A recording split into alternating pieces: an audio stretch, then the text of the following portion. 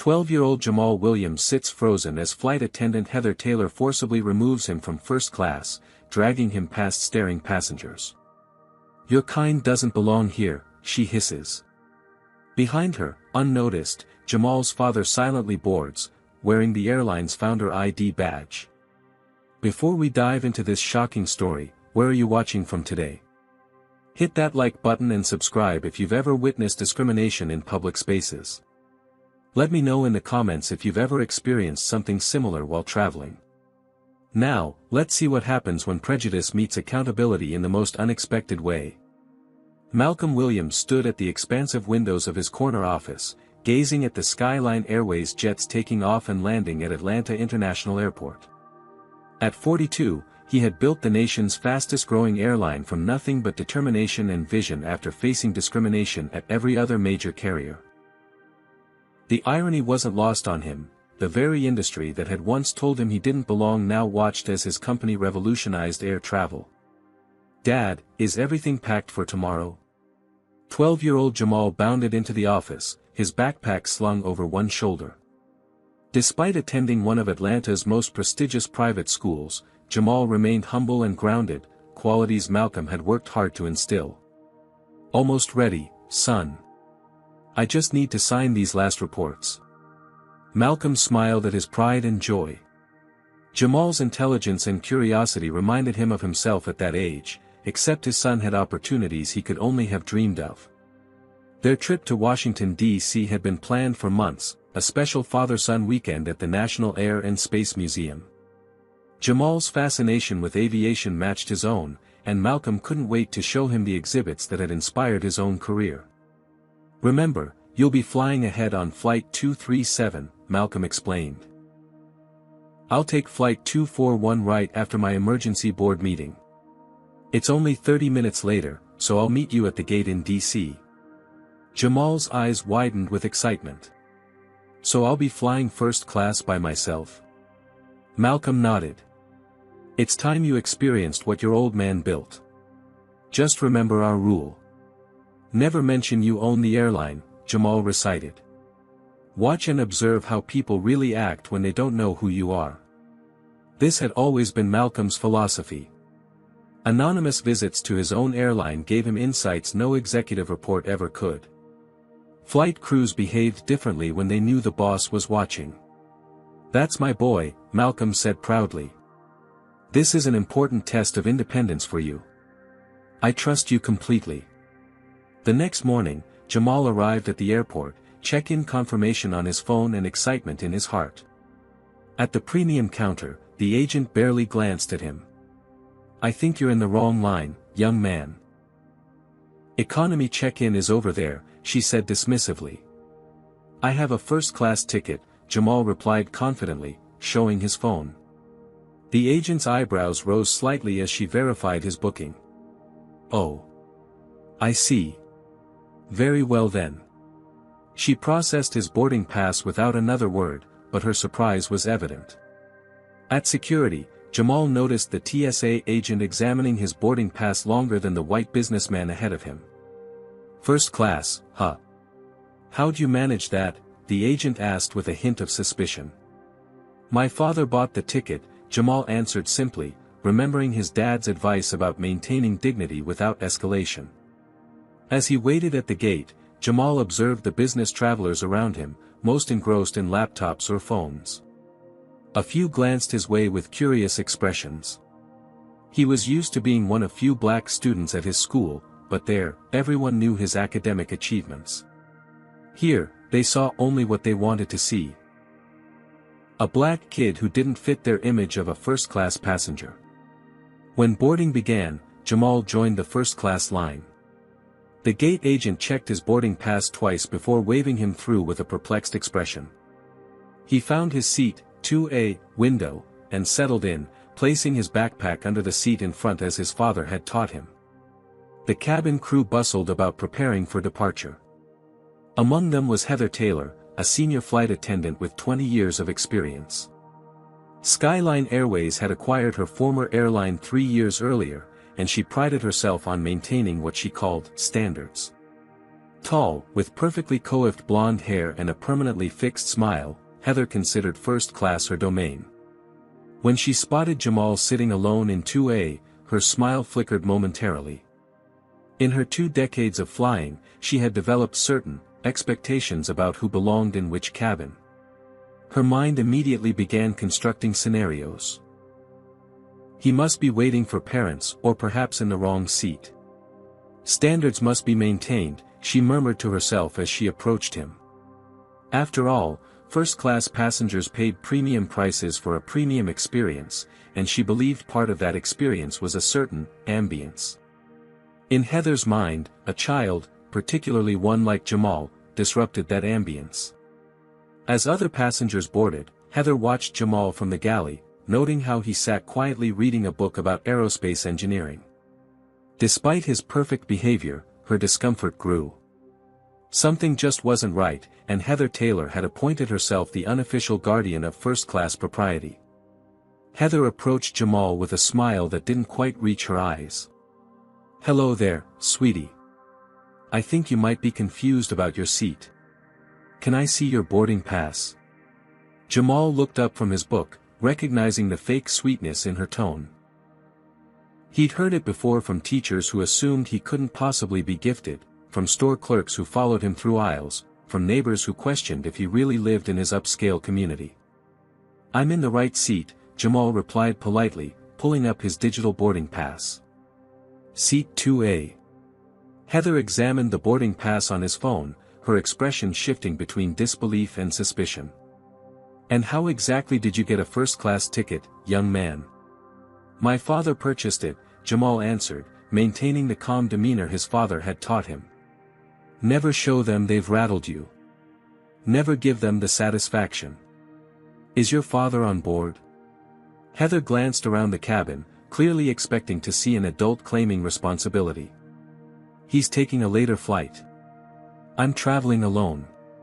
Jamal's voice remained steady, though his heart rate had accelerated. By now, several first-class passengers were watching the interaction. A middle-aged white businessman in an expensive suit, Andrew Peterson, according to his frequent flyer luggage tag, caught Heather's eye and raised his eyebrows meaningfully. "Well," Heather said, her voice louder now, "there seems to be some confusion. First-class tickets are quite expensive. Perhaps there was a mistake in the booking system." "There's no mistake," Jamal insisted, feeling his cheeks grow warm as more passengers turned to stare. "My father booked this seat specifically." From across the aisle, a Latina woman in her 30s, Lisa Rodriguez, looked up from her laptop. "Is there a problem? The kid has a boarding pass for that seat, right?" Heather ignored her, leaning closer to Jamal. "Listen, honey, sometimes the computer makes errors. Why don't I help you find your actual seat in economy? I'm sure there's been a mix-up. But my boarding pass says." "Young man," Heather interrupted, her voice taking on an edge, "I've been flying these skies for 20 years. I know when something isn't right, and this isn't right. I think that ticket may not be legitimate." The implication hung in the air. Theft. Fraud. The assumptions behind her words were crystal clear to everyone listening. Andrew Peterson cleared his throat. "Flight attendant, if there's an issue with proper seating, perhaps you should handle it. Some of us paid a premium for a peaceful cabin experience." Lisa Rodriguez closed her laptop with a snap. "Excuse me. The child has a valid ticket. What exactly is the issue you're referring to?" Heather straightened her uniform jacket. "Ma'am, I'm simply following protocol. If there's any question about the legitimacy of a boarding pass, we must investigate." "What question?" Lisa challenged. "His pass scanned properly at the gate, didn't it?" Jamal reached for his phone. "I can call my dad right now. He can explain."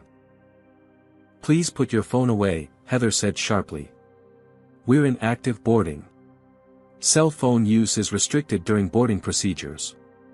This was a lie, and several passengers knew it, but no one except Lisa seemed willing to contradict the flight attendant. For security reasons, Heather continued, her voice taking on an official tone, I need to ask you to gather your belongings and come with me. We'll sort this out in economy class. Jamal felt his throat tighten. This wasn't supposed to happen. His father had trusted him to handle this flight independently. Now he was being humiliated in front of a cabin full of adults, most of whom were watching with either indifference or barely concealed approval. But I didn't do anything wrong, Jamal said, his voice smaller now. No one said you did, honey, Heather replied, her condescension transparent.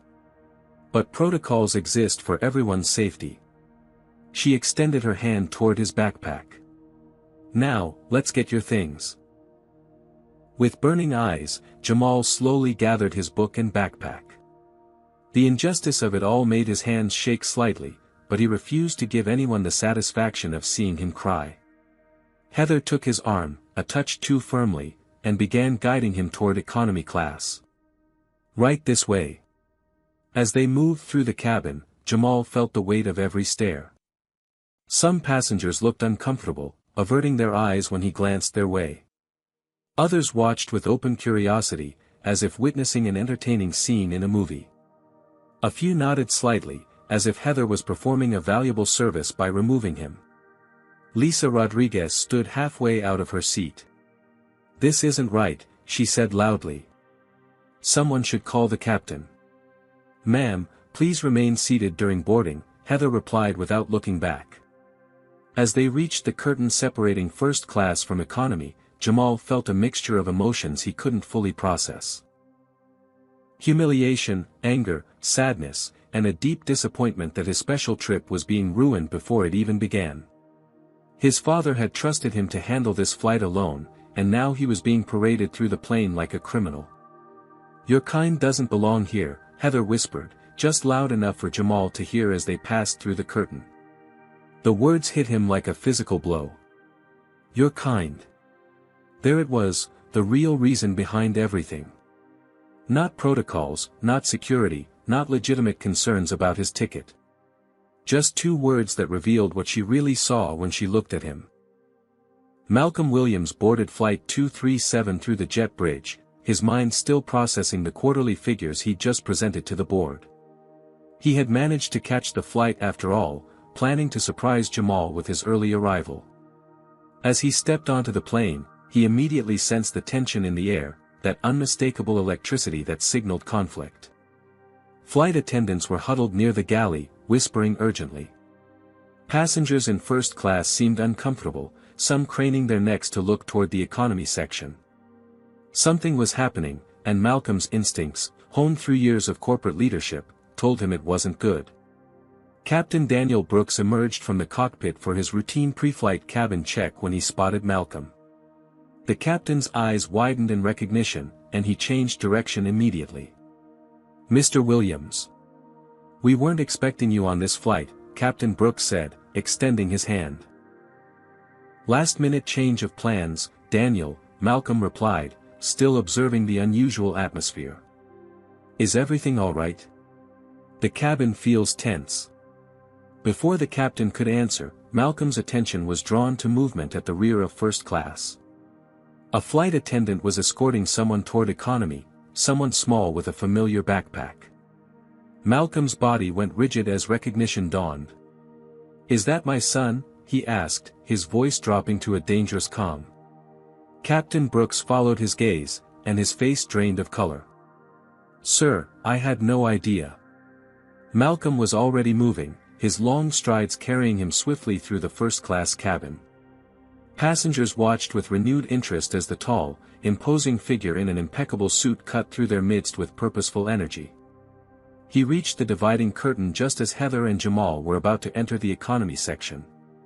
Jamal, he called, his voice carrying clearly through the cabin.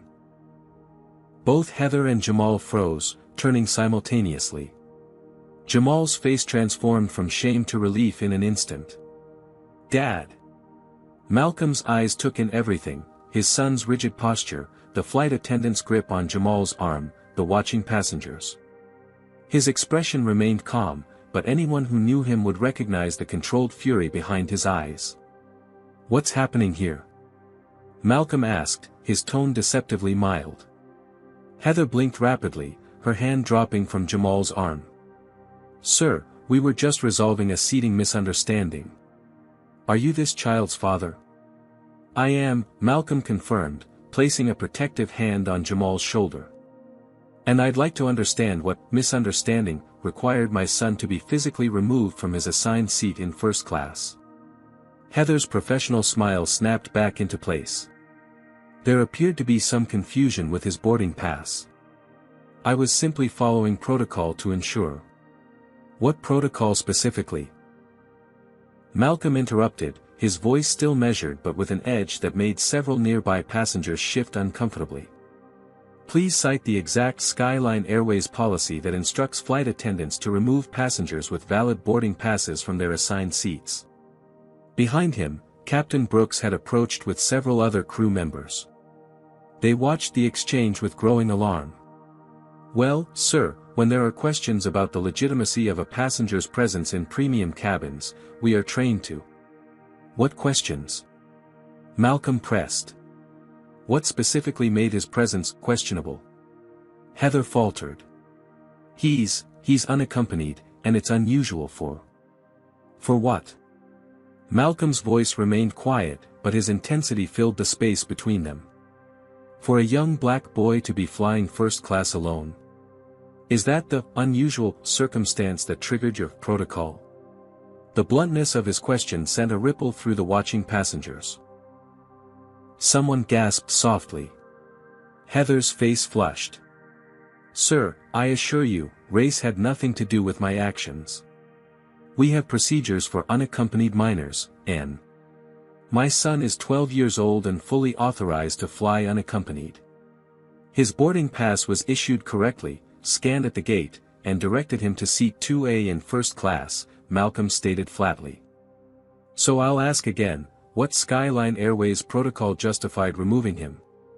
Other crew members were now visibly uncomfortable. A young flight attendant whispered something to Captain Brooks, whose expression grew even more alarmed. Sir, Heather tried again, I was simply maintaining first-class standards that our premium passengers expect. Perhaps if you had been traveling with him. So that a standard is that black children don't belong in first class unless accompanied by an adult to, what? Vouch for their legitimacy. Malcolm's calm was terrifying in its control. Captain Brooks stepped forward. Mr.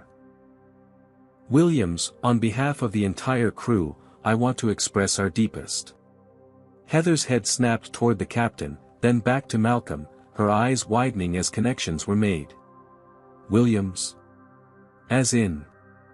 Malcolm reached into his inner jacket pocket and removed his Skyline Airways founder ID, which he rarely carried but had needed for the board meeting. He held it up without comment. The blood drained from Heather's face as she read the credentials. Malcolm Williams, founder and majority shareholder. Oh my God, she whispered, taking an involuntary step backward. Dad owns the airline, Jamal said quietly, speaking for the first time since his father's arrival. Despite everything, there was a hint of pride in his voice. The revelation rippled through the cabin like a shock wave. Passengers who had been pretending not to watch now stared openly. Several reached for their phones. Mr. Williams, sir, Heather stammered, there's been a terrible misunderstanding. I was only trying to. Captain Brooks, Malcolm interrupted, his gaze never leaving Heather, I need to speak with you and your senior crew immediately. And I want this documented. Yes, sir. Right away, the captain responded, gesturing toward the front of the plane. Malcolm looked down at his son, his expression softening. Are you okay, Jamal? Jamal nodded, standing straighter now. The shame in his eyes had been replaced with something else, the relief of vindication. Good, Malcolm said, putting his arm around Jamal's shoulders. Let's go have that talk with the captain. As they walked back toward the front of the plane, whispers erupted throughout the cabin. That's the owner. Did she really try to throw out the owner's kid? Oh, she's so fired. Heather remained frozen in place, the full impact of what had just occurred, and what it meant for her career, beginning to sink in. Captain Brooks ushered Malcolm and Jamal into the small private area near the cockpit usually reserved for crew rest. The space was cramped but offered the only privacy available on the aircraft. First Officer Samantha Washington and Cabin Service Director Jerome Thompson joined them, both looking deeply concerned. "Mr. Williams, I cannot begin to express how sorry we are," Captain Brooks began, his normally confident demeanor shaken. "I was completing pre-flight checks and had no idea this was happening." Malcolm nodded curtly, his attention focused on his son. "Jamal, are you truly okay? Don't hold anything back." Jamal took a deep breath, his composure remarkable for a 12-year-old who had just experienced public humiliation. "I'm okay, Dad. Just embarrassed." His voice trembled slightly. "She said, your kind doesn't belong here." The crew members exchanged horrified glances. "She said what?" First Officer Washington asked, her expression darkening. "When she was walking me back to economy, she whispered it," Jamal explained. "I don't think anyone else heard." Malcolm's jaw tightened, but he maintained his composure. "I want Ms. Taylor removed from this flight immediately. I also want statements from every crew member and any passengers who witnessed what happened." "Absolutely, sir," Jerome nodded, already pulling out a tablet. "I'll coordinate that right away." "Mr. Williams," Captain Brooks said carefully, "this will delay our departure by at least 30 minutes. Would you prefer we arrange alternative transportation for you and Jamal?" Malcolm looked at his son. "What do you think, Jamal? We could take a later flight or even drive if you prefer." Jamal considered the question seriously. "I think we should stay on this flight," he finally said. "Running away won't change anything." Pride flickered across Malcolm's face. "Then we stay. But I want Ms. Taylor off this plane before we taxi."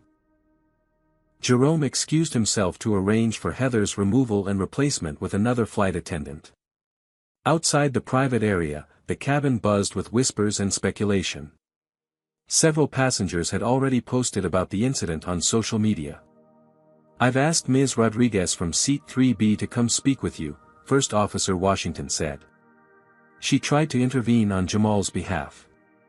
A moment later, Lisa Rodriguez was escorted to the private area.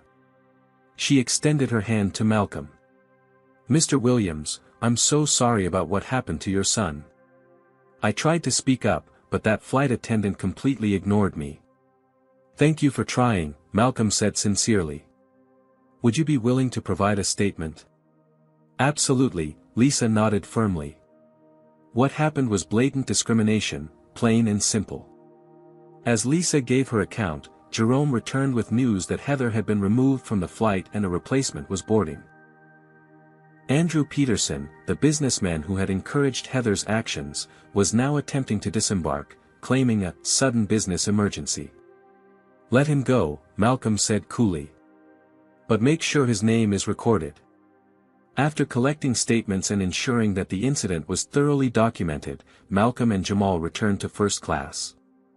The atmosphere was thick with tension as passengers avoided eye contact, many feeling complicit in their silence during the incident. The replacement flight attendant, a young black woman named Tiana Johnson, approached them with genuine warmth.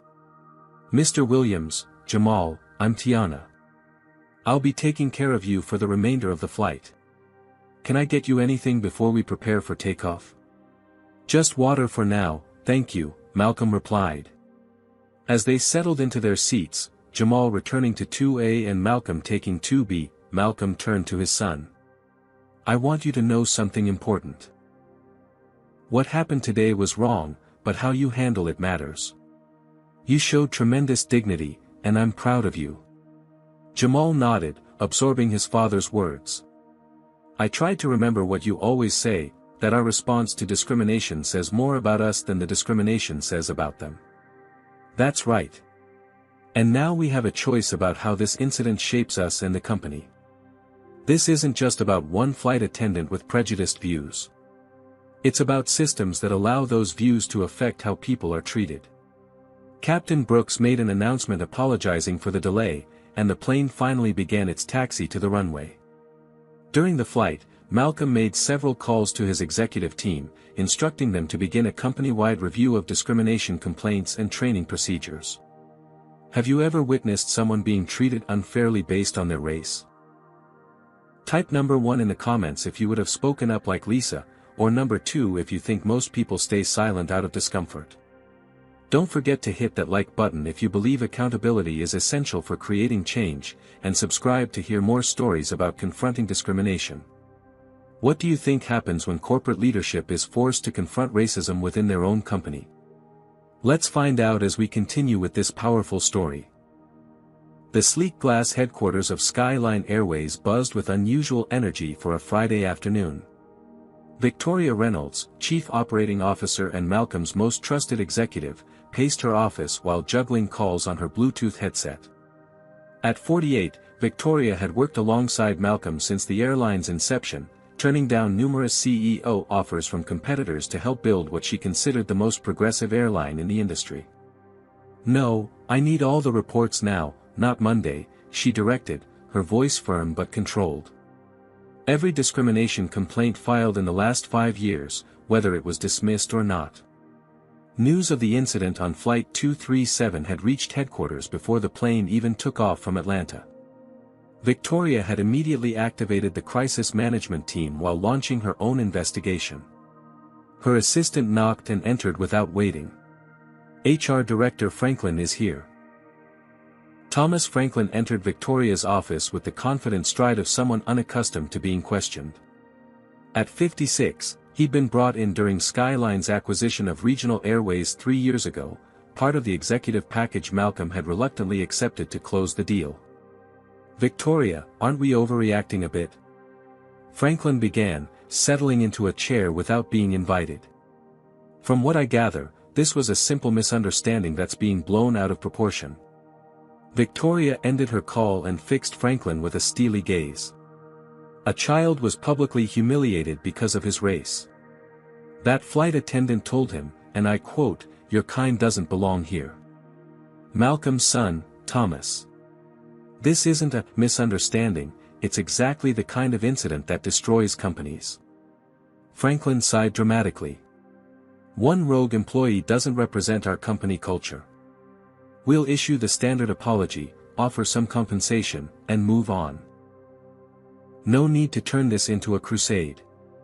Victoria's assistant entered again, placing a folder on her desk. "The personnel file you requested." "Thank you," Victoria said, opening Heather Taylor's employment record. She scanned it quickly, her expression darkening. 3 previous complaints of discriminatory behavior, all dismissed without investigation. She looked up at Franklin. "Care to explain why?" Franklin shifted uncomfortably. "Those complaints were unsubstantiated. We can't launch a full investigation every time a passenger is unhappy with the service." One complaint was filed by a black flight attendant who reported Taylor for creating a hostile work environment, Victoria read. Another from a Middle Eastern family who were reseated despite having valid first-class tickets. The third from an elderly Asian couple who were ignored throughout a 6-hour flight. She closed the file. "All dismissed by your office with no follow-up." "Victoria, you know how these things go. People play the race card when they don't get the service they expect." The room temperature seemed to drop 10 degrees. "These things? The race card? Is that the official HR position of Skyline Airways?" Franklin realized his mistake too late. "That's not what I meant. I know exactly what you meant," Victoria interrupted. "And it explains a lot about why we're in this situation." She pressed a button on her desk phone. "Security, please escort Mr. Franklin to conference room B. He'll be meeting with legal in 30 minutes. As Franklin was led out, Victoria's phone rang. It was Malcolm, just landed in D.C. "We've got bigger problems than one flight attendant," Victoria reported. "Franklin has been burying discrimination complaints. I've already found a pattern." "I suspected as much," Malcolm replied, the sounds of the airport terminal in the background. I'm staying at the Jefferson with Jamal this weekend as planned, but I need you to handle this, Victoria. Full investigation, no stone unturned. Already on it. How's Jamal doing? There was a pause. He's stronger than he should have to be at 12. After ending the call, Victoria assembled the executive team in the main conference room. The division was immediate and clear, those who understood the severity of the situation versus those concerned primarily with damage control and public relations. This isn't just about PR, Victoria stated firmly. This is about who we are as a company. Malcolm built Skyline with a vision of inclusive travel, and somewhere along the way, we've fallen short. She outlined her plan, a comprehensive audit of every discrimination complaint, mandatory anti-bias training for all staff, revised reporting procedures, and a new passenger advocacy position to address concerns from marginalized travelers. This seems excessive for one incident, the chief financial officer objected. It wasn't one incident, Victoria countered, displaying the growing file of complaints that had been systematically dismissed. This was the one that happened to the owner's son. How many others have we ignored? As the meeting concluded, Victoria's assistant rushed in. Ma'am, it's starting to hit social media. A passenger posted about it, and it's gaining traction with the hashtag #FlyingWhileBlack. Victoria nodded grimly. Issue our preliminary statement acknowledging the incident and affirming our commitment to investigating fully. Make it clear that we take this seriously and will be transparent about our findings and actions. That evening, Malcolm called in from his hotel room while Jamal showered. How bad is it? He asked. It's escalating quickly, Victoria admitted. But we're staying ahead of it. I've placed Franklin on administrative leave pending investigation. The preliminary audit doesn't look good, Malcolm. We've got at least 27 discrimination complaints that were improperly dismissed in the last year alone. Malcolm was silent for a moment. When I started this airline, I wanted to create a different kind of travel experience. One where everyone was treated with dignity. Somewhere along the way, we lost sight of that. We'll get it back, Victoria promised. Starting now. The Jefferson Hotel's presidential suite normally served as a sanctuary for Malcolm during his DC trips, a place where he could decompress from the pressures of running an airline empire. Tonight, however, luxury brought no comfort as he watched Jamal picking at his room service dinner, appetite gone. You need to eat something, son, Malcolm encouraged gently. Jamal nodded absently, taking a small bite of his burger before setting it down again.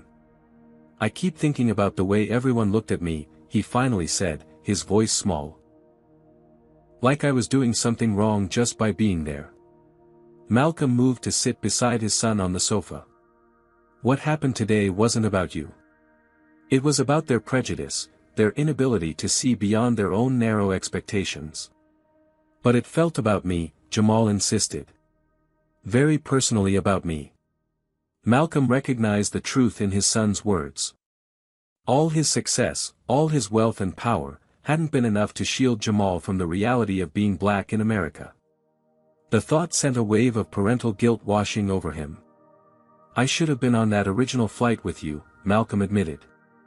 I thought giving you independence was the right move, but I put you in a vulnerable position. It's not your fault, Dad, Jamal said with a maturity beyond his years. And honestly, it wasn't the first time something like this happened. Malcolm went still. What do you mean? Jamal looked down at his hands. Remember when I went to science camp last summer?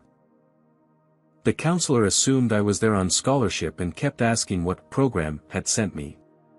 Or at school, when Mrs. Harrington was surprised I knew all the answers in advanced math and suggested maybe I was better suited for the regular class. Each example landed like a physical blow. Malcolm had been so focused on creating opportunities for his son that he'd missed the discrimination Jamal was already facing. Why didn't you tell me? Malcolm asked softly. Jamal shrugged. You're always so busy, and I didn't want you to worry. You already have so much pressure on you. The innocence of the answer broke something open in Malcolm's heart. Jamal, nothing, absolutely nothing, is more important to me than you. I always have time for what matters, and nothing matters more than your well-being. They stayed up late talking, really talking, for the first time in months. Malcolm realized how much he'd missed in his drive to build his company, how many small moments of his son's life had slipped by while he focused on the big picture. The next morning, determined to salvage their trip, they headed to the National Air and Space Museum as planned. As they explored the exhibits, Malcolm noticed Jamal's excitement gradually returning, especially when they reached the modern aviation section featuring a Skyline Airways model. "That's our plane, Dad," Jamal said, a hint of pride returning to his voice. "It sure is," Malcolm agreed, slipping an arm around his son's shoulders. As they examined the exhibit, a tall man in a pilot's uniform approached them. "Excuse me," he said. "Aren't you Malcolm Williams?" Malcolm nodded, instantly protective of their privacy. "Captain James Thompson," the man introduced himself with a warm smile. "I'm a pilot with United, but I have to say, what you've built with Skyline is revolutionary. And this must be your son." "Jamal Williams," Jamal introduced himself, shaking the pilot's hand with newfound confidence. "You interested in aviation, young man?" Captain Thompson asked. "Yes, sir. I want to be a pilot or an aerospace engineer." Captain Thompson's face lit up. "Well, let me tell you something. When I started flying 30 years ago, I was often the only black pilot in the room. Sometimes still am. People didn't expect to see someone who looked like me in the cockpit." As Thompson shared stories of his own experiences with discrimination and how he persevered, Malcolm watched his son absorbing every word. The connection between them was immediate and powerful, 2 generations of black men navigating spaces not designed with them in mind. "The sky belongs to all of us," Thompson concluded. "Don't ever let anyone tell you otherwise." After exchanging contact information with the captain, who offered to mentor Jamal, they continued their tour with renewed energy. "Dad," Jamal said thoughtfully as they examined a space shuttle exhibit, "I've been thinking about what happened yesterday." "What about it?" Malcolm asked. "Maybe we could use it to make things better. Not just punish that flight attendant, but actually change things." Malcolm looked at his son with surprise and pride. "What kind of changes are you thinking?" "Well," Jamal began, his confidence building, "what if all flight attendants had to go through special training about bias? And what if there was a way for passengers to report problems that didn't get ignored? And maybe have more diverse people working on the planes?" Malcolm listened with growing admiration as his 12-year-old son outlined ideas that his executive team should have implemented years ago. "Those are excellent suggestions," Malcolm said sincerely. "Would you mind if I took some notes? I think these could really help the company." For the first time since the incident, Jamal smiled broadly. "Really? You'd use my ideas?" "Absolutely. In fact," Malcolm said, pulling out his phone, "I'm going to email these to Victoria right now. If you're okay with it, I'd like to credit you as the source." Jamal nodded eagerly, and as Malcolm typed the email, he realized something profound had shifted between them. His son wasn't just the recipient of his protection anymore, he was becoming a partner in creating change. Throughout the remainder of their weekend, their conversations evolved. They discussed Malcolm's vision for Skyline Airways, Jamal's experiences at school, and how they could both use their positions to address discrimination more broadly. "I'm proud of you, Jamal," Malcolm said on their last night in D.C. "Most kids your age would have just wanted to forget what happened. But you're looking for solutions. That's real leadership." "I learned it from you, Dad," Jamal replied, the bond between them stronger than ever before. By Monday morning, the incident had exploded across social media platforms. The hashtags #FlyingWhileBlack and #SkylineDiscrimination were trending nationally, with thousands sharing their own experiences of discrimination during air travel. What had begun as one passenger's social media post had catalyzed a national conversation about race and privilege in commercial aviation. Malcolm and Jamal returned to Atlanta to find the company in the midst of a full-blown crisis. The lobby of Skyline headquarters was crowded with reporters, while Victoria had converted the main conference room into a command center. "It's gotten bigger than we anticipated," Victoria explained as she updated Malcolm. "Several civil rights organizations have reached out, including the National Coalition for Transportation Equity. They want to meet with you." Malcolm nodded, reviewing the social media reports on the screens around the room. "Set it up. This isn't just about us anymore. This is an industry problem that's been ignored too long." What surprised Malcolm most was the flood of testimonials from other black passengers detailing similar experiences, not just on Skyline, but on every major carrier. Stories of being questioned about first-class tickets, watched suspiciously by flight attendants, or subjected to random, additional screening at alarming rates. "We've identified 234 discrimination complaints that were improperly dismissed over the past 3 years," Victoria reported. "Franklin was systematically burying them to keep our metrics looking good." Malcolm's expression hardened. "Where are we with the immediate changes?" "Mandatory anti-bias training is being implemented immediately for all customer-facing staff," Victoria replied. "We've created a new reporting system that bypasses local management. The passenger advocacy position has been posted, and we've already received over 300 applications." "Good. What about Taylor and Peterson?" "Heather Taylor has been suspended pending termination proceedings. She's hired an attorney, but the evidence is overwhelming. Andrew Peterson has been added to our no-fly list, and his company has publicly distanced themselves from his actions." Malcolm turned to Jamal, who had been quietly observing the command center operations. "What do you think of all this?" Jamal considered the question with the seriousness Malcolm had come to expect from him. "I think it's good that changes are happening, but sad that it took this to make people listen." The wisdom in those words wasn't lost on anyone in the room. Over the next several days, Malcolm divided his time between managing the crisis and implementing substantive changes.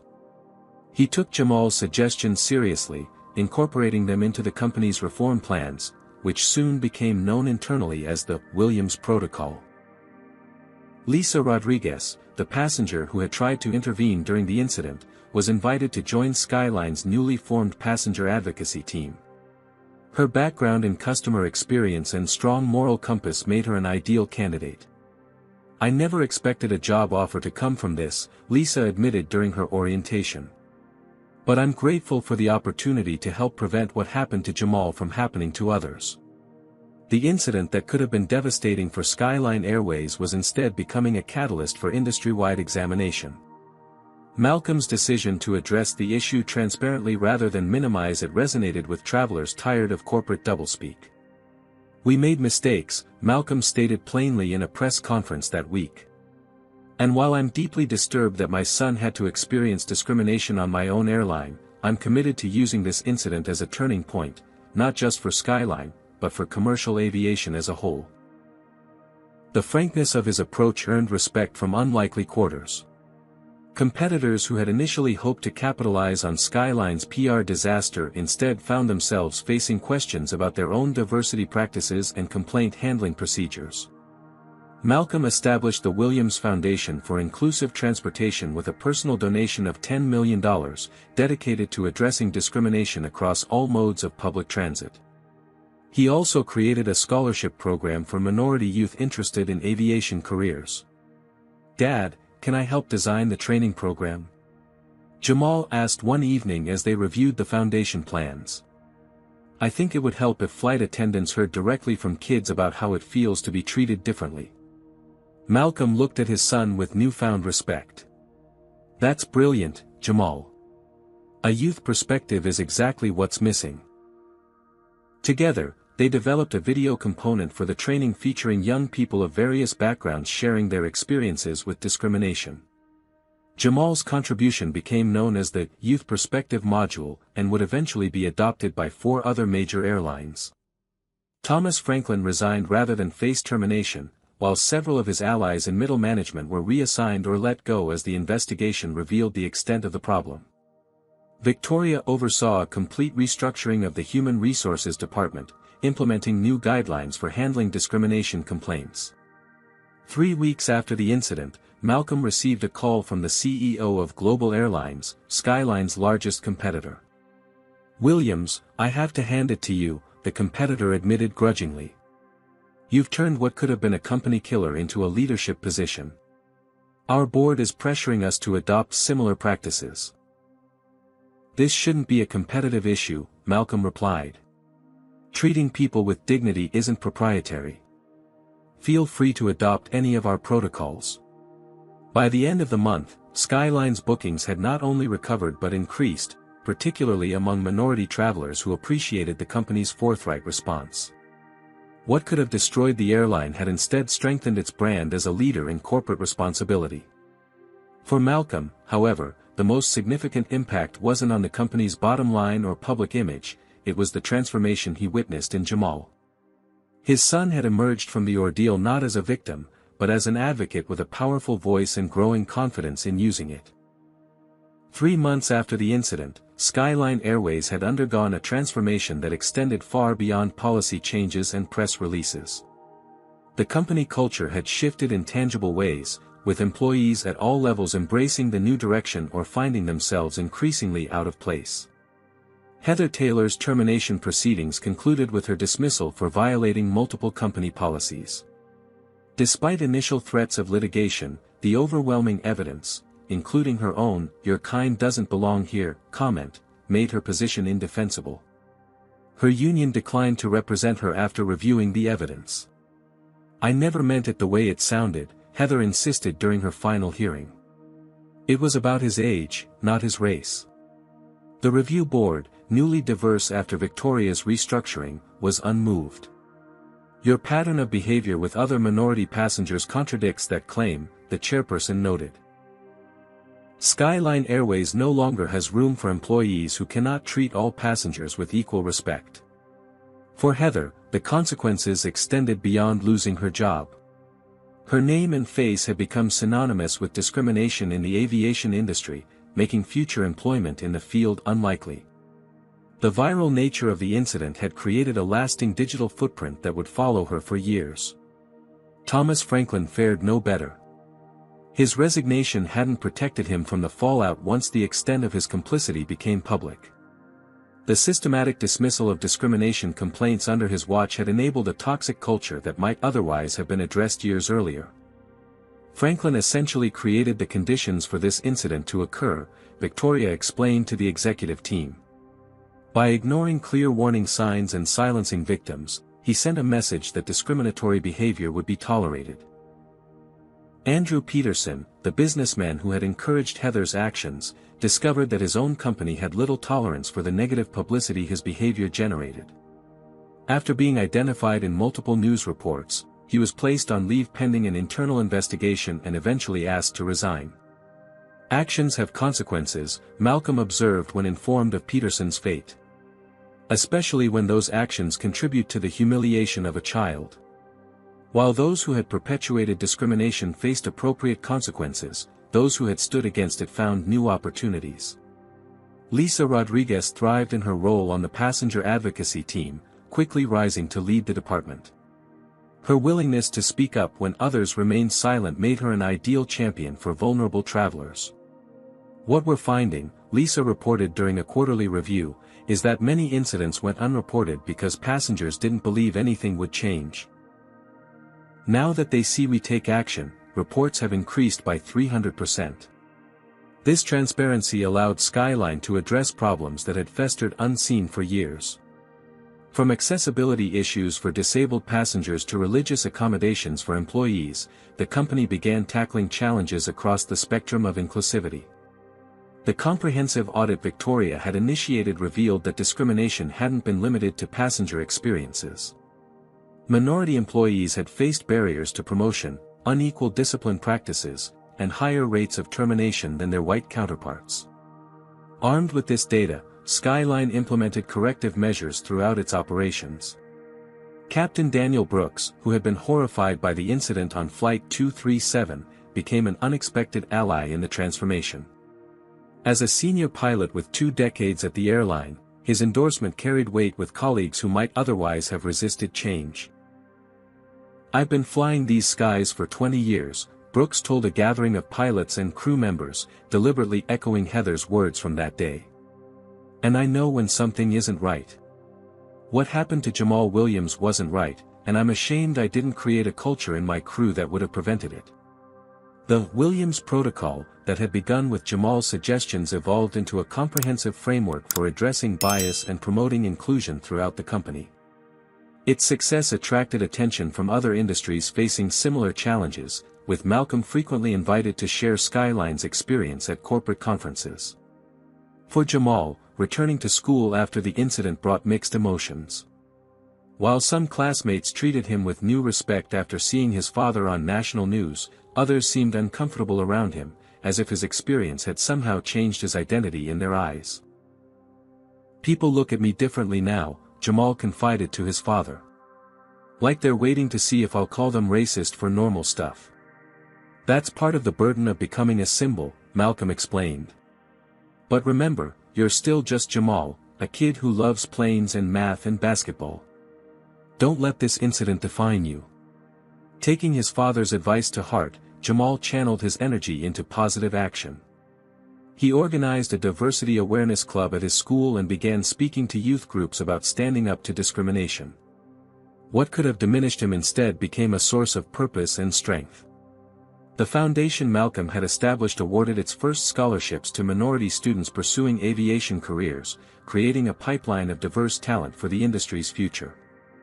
Among the recipients was a young woman whose mother had been denied a flight attendant position at another airline 30 years earlier due to her race.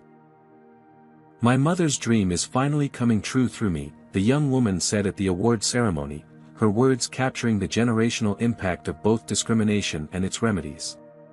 As public interest in the incident gradually waned, the internal changes at Skyline Airways continued with unwavering commitment. The quarterly diversity reports Victoria instituted showed steady improvement across all metrics, from hiring practices to passenger satisfaction among minority travelers. "We're not just fixing a PR problem," Malcolm reminded his executive team regularly. "We're building the airline we always claimed to be."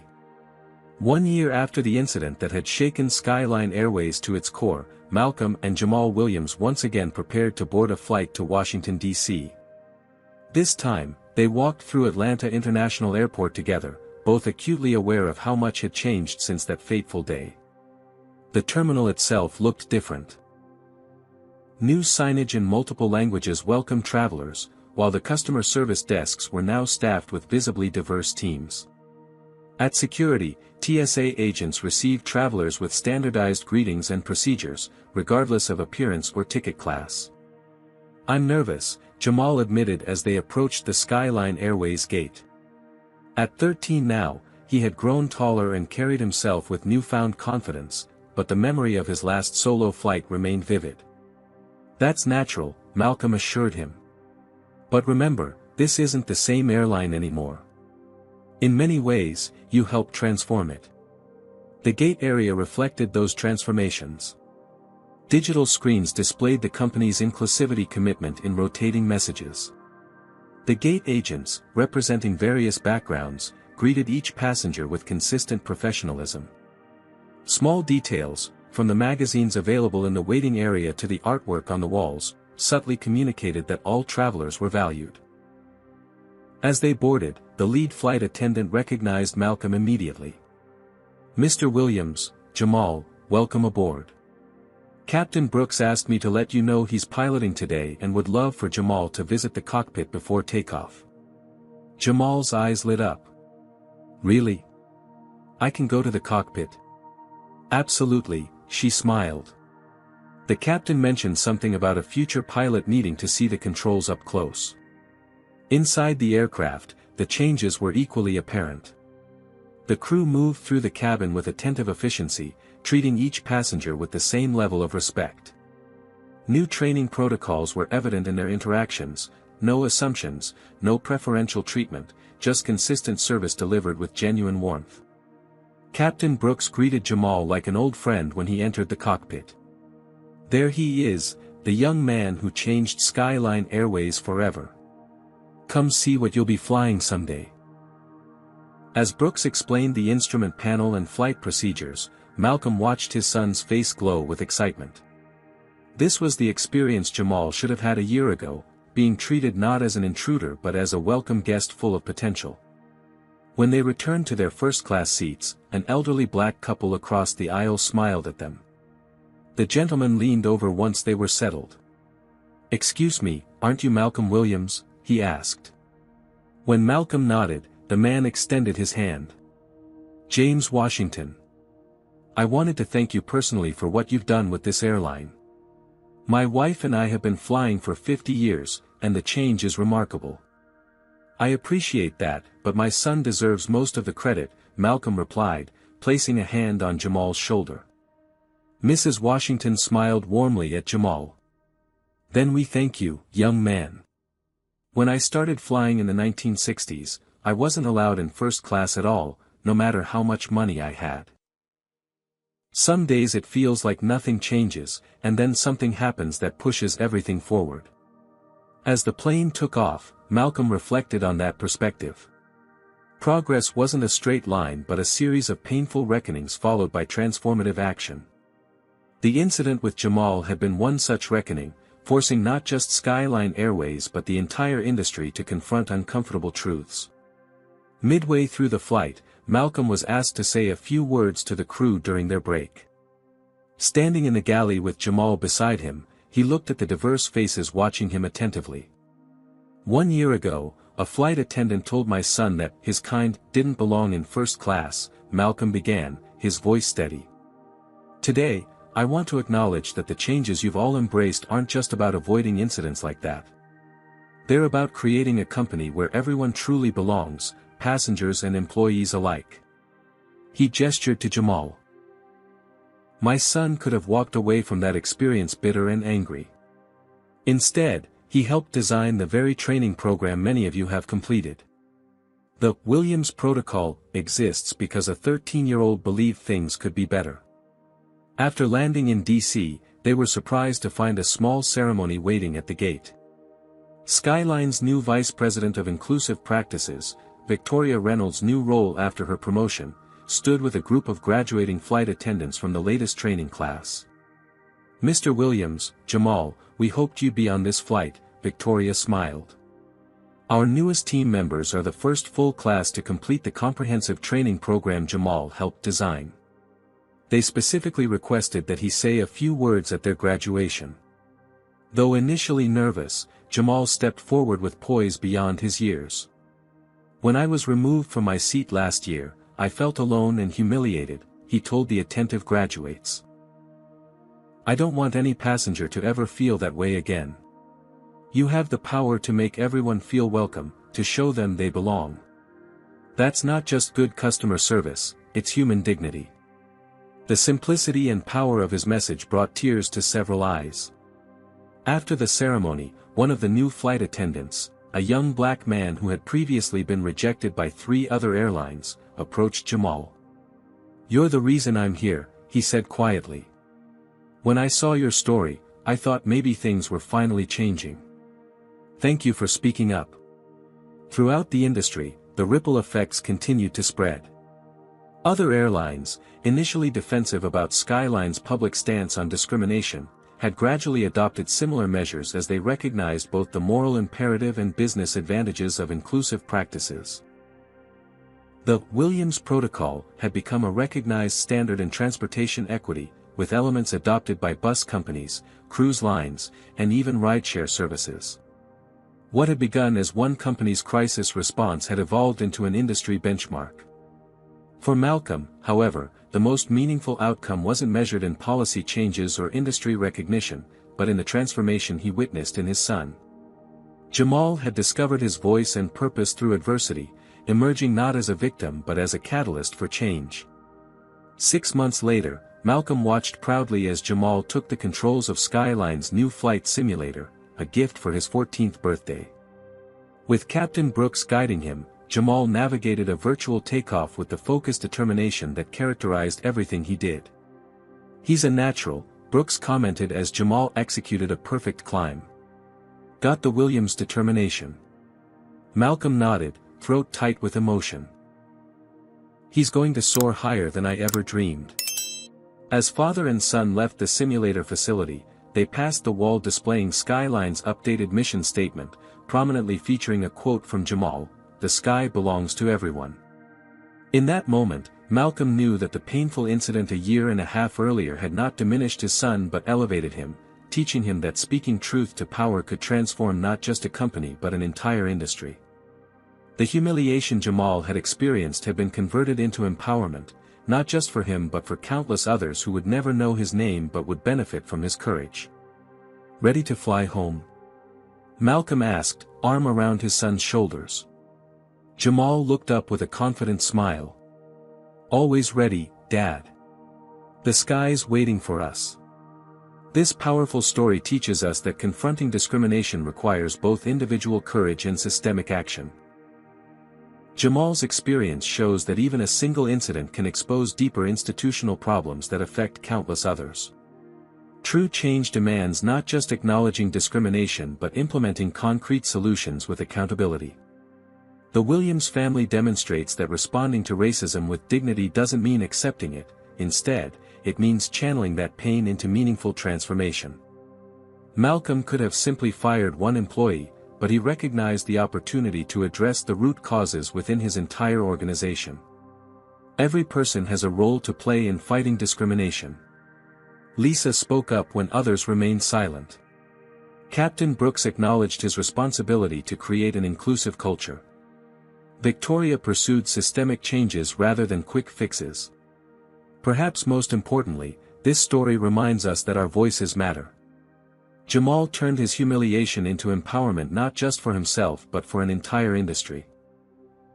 His willingness to share his experience created ripples that improved conditions for thousands of travelers he would never meet. When we witness discrimination, our response defines us. Will we be silent bystanders, or will we have the courage to stand up and create change? Have you ever stood up against discrimination or witnessed someone else doing so? How did it impact the situation? Share your story in the comments below. If this account of courage and transformation resonated with you, please hit that like button and subscribe for more powerful racism stories that inspire change. Don't forget to share this video with someone who needs encouragement to use their voice against injustice. Thank you for joining our community of changemakers. Together, we can transform painful experiences into powerful progress.